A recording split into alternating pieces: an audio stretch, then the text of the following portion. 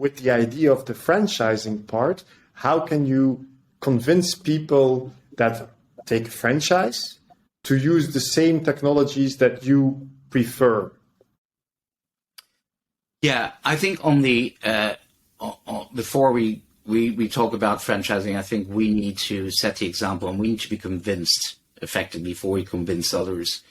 And the way to do that is we do quite a bit of research and look around and sometimes shamelessly steal ideas from others that already have implemented certain technology. But I think the key principle to actually getting buy-in is to right from the beginning use your frontline staff, the people who really make the operations work, the area management operations people, to involve them right from the beginning in the process when it comes to whatever system we want to implement.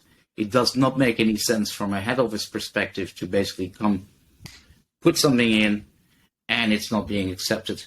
They need to embrace it. Sometimes you need to, maybe push a bit on convincing to embrace. They need to work with it. But we very much believe that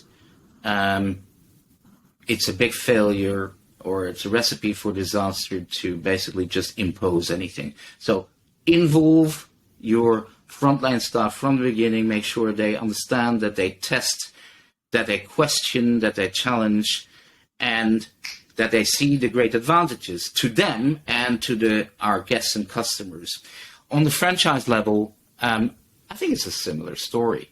Once we can demonstrate that it works for us, then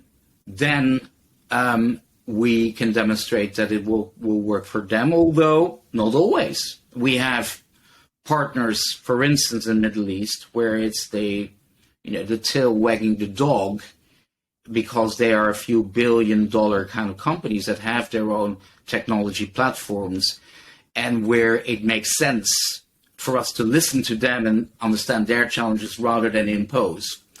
What we're trying to do as much as possible is to integrate and to say, okay, this works for us. This is why it works for us.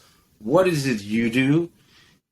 Can the things that we have right now be a real difference to you? We do not insist on putting technology into a franchise business just because it benefits us from a control perspective, if it doesn't benefit our franchisee, because it would be the wrong kind of thing to do ethically and commercially. And that seems to work. And this is how we have generally created across the board a relationship of confidence between our business partners, our franchisee partners, our joint venture partners, investors, and ourselves. Try to find win-win.